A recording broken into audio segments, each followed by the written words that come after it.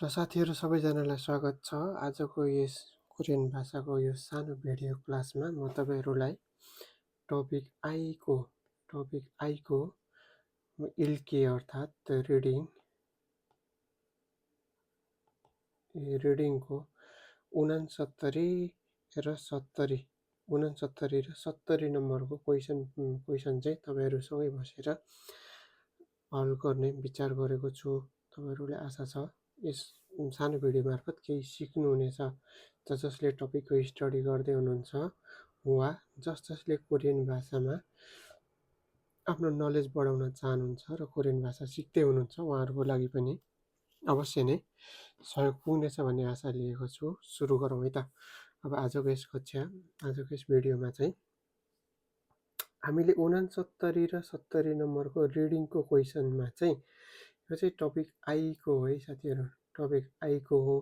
यो पनि हेर्नु होला है त। यो पुरानो क्वेसन पेपर हो, टपिक आईमै सोधिएको क्वेसन पेपर हो। अब यहाँ के छ, कस्तो खालको कुरो आएको छ भन्ने कुरा चाहिँ हामी अब गरौँ। अब 69 र यो 70मा चाहिँ थाउमुल इल्को मुरुमे थापासिसियो काक सामचम भनेको प्रत्येक दुईटा क्वेसनको 3-3 नम्बर अरे है त। अब यहाँ एउटा यो प्यासेज दिएको छ, यो प्यासेजलाई सट्ट पढ्ने र पढिसकेपछि यो खाली ठाउँमा के जान्छ यहाँबाट चाहिँ नि चुज गरेर मिल्ने कुरा 4वटा मध्येबाट भर्ने र तल चाहिँ यी खुरे नेउरो आल्सो इन्नन कसल मोह सिम्निका भनेको छ। यो खोल भनेको अक्षर अथवा चाहिँ नि यो प्यासेज लेख चाहिँ पढेर जान्न सकिने कुरा आल्सु इत्ता भनेको जान्न सकिने थाहा हुने कुराहरू गसन मोह सिम्निका के हो भनेर भनेको छ। त्यसका चाहिँ अप्सनहरू यहाँ 4वटा यसरी दिएको छ, त्यो मध्ये एउटा मिल्ने अप्सन छ है साथीहरू। अब ल सुरु गरौँ। उरी खाजोगुन, उरी खाजोगुन, उरी भनेको हामी, खाजोग भनेको परिवार है त। उरी खाजोगुन तिरिरिरा भन्छौँ क्या यसलाई, डट डट डट डट खाली ठाउँ छ। छगी अप्सुम्निदा भनेको छक भनेको चाहिँ नि थाहा पाउनु अथवा अनुभव गर्नु केही कुराको यस्तो भएको थाहा पाउनु अथवा थाहा हुनु, केही कुराको अनुभव गर्नु। छगी अप्सुम्निदा भनेको केही कुरा गरे, यहाँ खाली ठाउँमा केही अक्षर त्यस्तो जान्छ र त्यस्तो गरेको छैन भन्ने अर्थमा।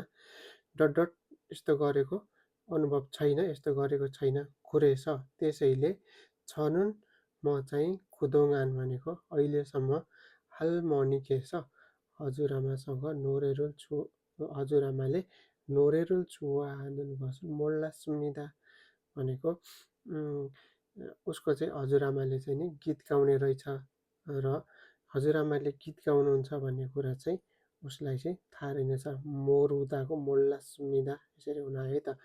खुरन्दे, यो खुरन्दे भन्ने शब्दले चाहिँ नि यो सेन्टेन्सको चाहिँ प्याटर्न चेन्ज गर्छ ल। खुरन्दे भनेको तर, अझै फामे भनेको हिजो राति, हालमनिकेछ भनेको हजुरआमाले, खोङयन छोदेजाङ भनेको खोङयन भनेको के हो त चाहिँ केही कुरा चाहिँ स्टेजमा गएर चाहिँ नि सो गर्नु होइन, देखाउनु, प्रस्तुति दिनु। खोङयन छोदेजाङ भनेको चाहिँ नि त्यसको चाहिँ नि टिकट, छोदेजाङ भनेको टिकट, निमन्त्रणा पत्रलाई चाहिँ छुस्या सुम्निदा भनेको उसको चाहिँ हजुरआमाले एउटा चाहिँ नि त्यो कन्सर्ट, जुन कन्सर्ट गर्दैछ कन्सर्टको चाहिँ नि टिकट एउटा दिनुभयो अरे। खु खोङयनेछ त्यो कन्सर्टबाट चाहिँ हालमनिका नोरेरुल हासिल कसिम्निदा भनेको त्यो कन्सर्टमा चाहिँ हालमनिका नोरे उसको हजुरआमाले चाहिँ नि कन्सर्टमा गएर हालमनीले चाहिँ नि गीत गाउने रहेछ है। हासिल कम्निदा भनेको गाउनुहुनेछ। उरी खाजोगुन खोङयने खारियोको हाम्निदा भनेको उनीहरूका खाजोग भनेको सपरिवार चाहिँ खोङयनमा चाहिँ जाने रहेछ त्यो कन्सर्टमा।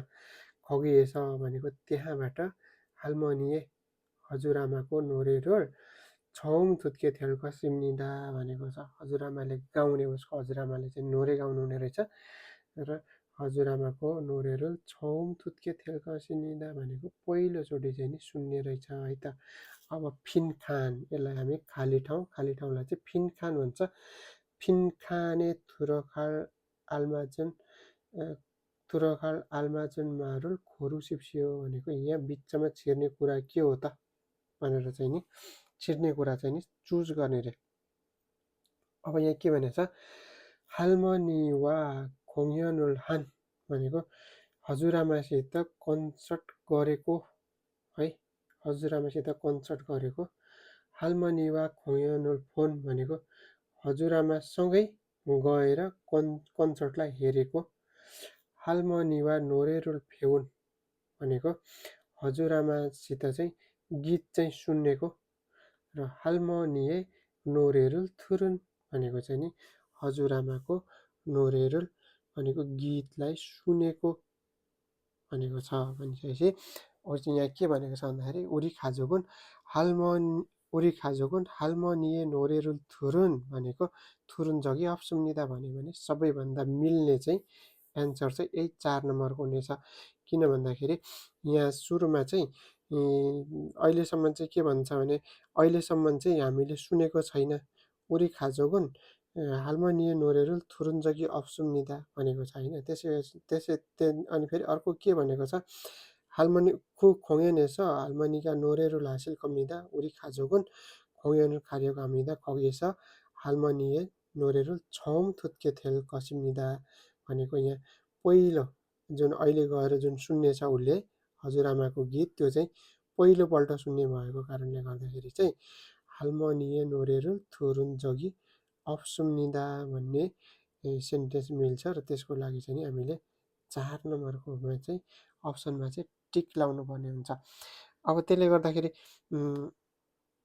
त्यस्तै 70 नम्बरको 이 글의 내용으로 알 수 있는 것 भनेको यो हरफ अथवा यो प्यासेज पढेर, फुल भनेको प्यासेज अथवा हरफ, लेख केही लेखको चाहिँ नि प्यासेज अथवा हरफ भनेको आल सु इन्नुन गत भनेको जान्न सकिने कुराहरू चाहिँ के हो त नि, के कुरा जान्न सकिन्छ है त, के कुरा चाहिँ जान्न सकिन्छ त नि। अब यस 4वटा मध्ये कुनै एउटा चाहिँ मिल्ने हुनुपर्छ जहाँसम्म लाग्छ है त, र एउटा मिल्ने नै हुन्छ है।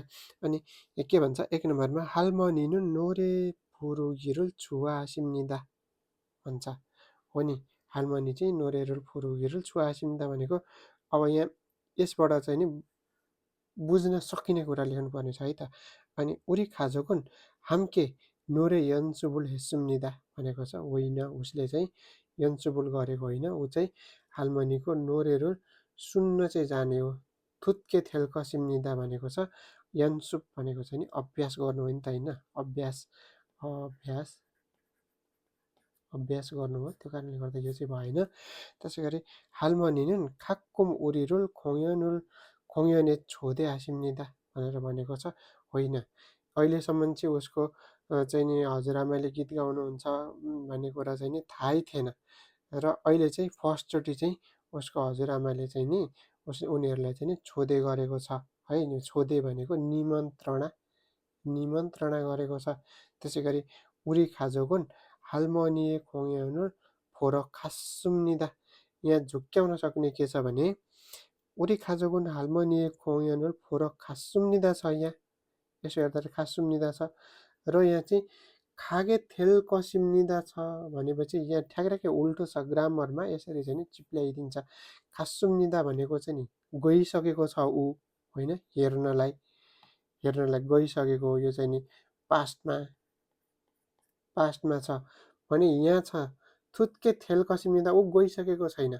अनि ऊ चाहिँ जानेवाला छ, यो चाहिँ भविष्यमा छ।